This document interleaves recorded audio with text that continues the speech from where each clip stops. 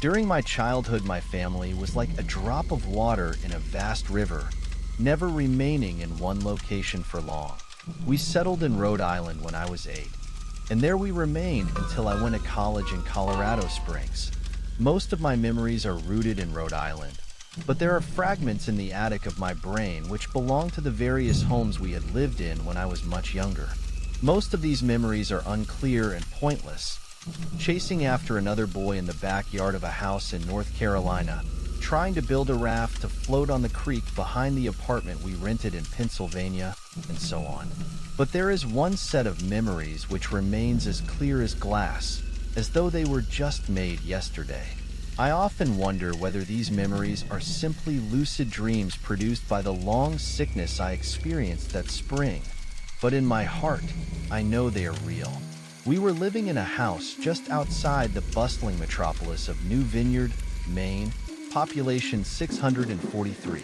It was a large structure, especially for a family of 3. There were a number of rooms that I didn't see in the 5 months we resided there. In some ways, it was a waste of space, but it was the only house on the market at the time, at least within an hour's commute to my father's place of work. The day after my 5th birthday, attended by my parents alone, I came down with a fever. The doctor said I had mononucleosis, which meant no rough play and more fever for at least another 3 weeks. It was horrible timing to be bedridden. We were in the process of packing our things to move to Pennsylvania, and most of my things were already packed away in boxes, leaving my room barren. My mother brought me ginger ale and books several times a day, and these served the function of being my primary form of entertainment for the next few weeks. Boredom always loomed just around the corner, waiting to rear its ugly head and compound my misery. I don't exactly recall how I met Mr. Widemouth. I think it was about a week after I was diagnosed with mono. My first memory of the small creature was asking him if he had a name. He told me to call him Mr. Widemouth because his mouth was large. In fact, everything about him was large in comparison to his body. His head, his eyes, his crooked ears, but his mouth was by far the largest. "You look kind of like a Furby," I said as he flipped through one of my books. Mr. Widemouth stopped and gave me a puzzled look. "Furby? What's a Furby?" he asked. I shrugged. "You know, the toy. The little robot with the big ears. You can pet and feed them, almost like a real pet." "Oh." Mr. Widemouth resumed his activity. "You don't need one of those. They aren't the same as having a real friend." I remember Mr. Widemouth disappearing every time my mother stopped by to check in on me. "I lay under your bed," he later explained. "I don't want your parents to see me because I'm afraid they won't let us play anymore." We didn't do much during those first few days. Mr. Widemouth just looked at my books, fascinated by the stories and pictures they contained. The 3rd or 4th morning after I met him, he greeted me with a large smile on his face. "I have a new game we can play," he said. "We have to wait until after your mother comes to check on you, because she can't see us play it. It's a secret game." After my mother delivered more books and soda at the usual time, Mr. Widemouth slipped out from under the bed and tugged my hand. "We have to go to the room at the end of this hallway," he said. I objected at first, as my parents had forbidden me to leave my bed without their permission, but Mr. Widemouth persisted until I gave in. The room in question had no furniture or wallpaper. Its only distinguishing feature was a window opposite the doorway. Mr. Widemouth darted across the room and gave the window a firm push, flinging it open. He then beckoned me to look out at the ground below. We were on the 2nd story of the house, but it was on a hill, and from this angle the drop was farther than 2 stories due to the incline. "I like to play pretend up here," Mr. Widemouth explained. "I pretend that there is a big, soft trampoline below this window, and I jump. If you pretend hard enough, you bounce back up like a feather. I want you to try." I was a 5-year-old with a fever, so only a hint of skepticism darted through my thoughts as I looked down and considered the possibility. "It's a long drop," I said. But that's all a part of the fun. It wouldn't be fun if it was only a short drop. If it were that way, you may as well just bounce on a real trampoline. I toyed with the idea, picturing myself falling through thin air, only to bounce back to the window on something unseen by human eyes. But the realist in me prevailed. Maybe some other time, I said. I don't know if I have enough imagination. I could get hurt. Mr. Widemouth's face contorted into a snarl, but only for a moment. Anger gave way to disappointment. If you say so, he said. He spent the rest of the day under my bed, quiet as a mouse.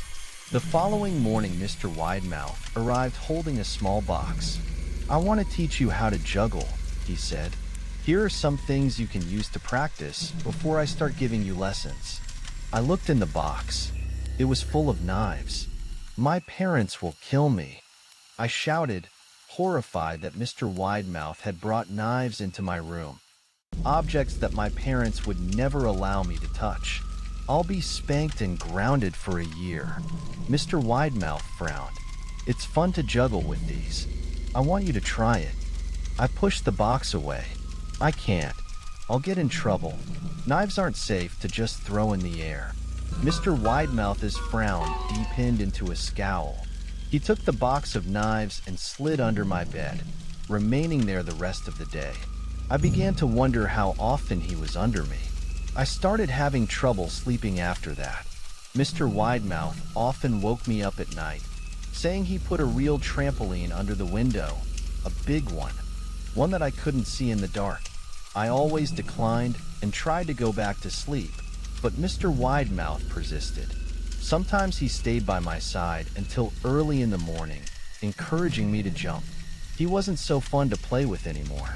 My mother came to me one morning and told me I had her permission to walk around outside.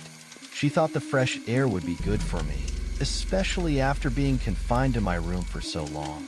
Ecstatic, I put on my sneakers and trotted out to the back porch, yearning for the feeling of sun on my face. Mr. Widemouth was waiting for me. I have something I want you to see, he said. I must have given him a weird look, because he then said, It's safe, I promise.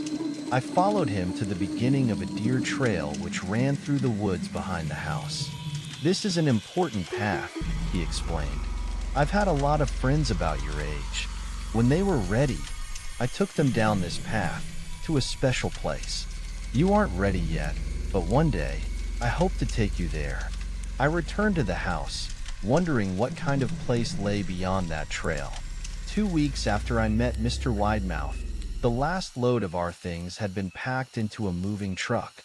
I would be in the cab of that truck, sitting next to my father for the long drive to Pennsylvania.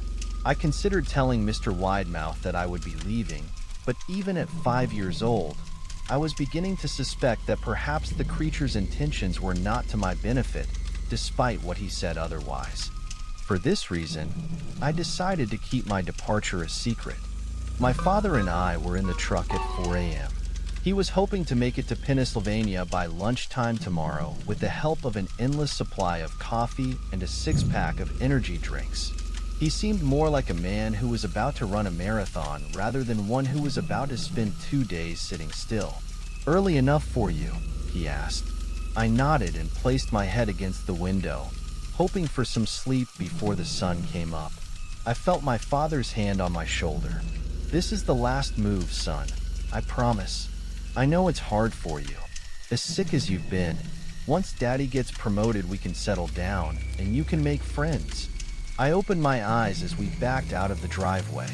I saw Mr. Widemouth's silhouette in my bedroom window.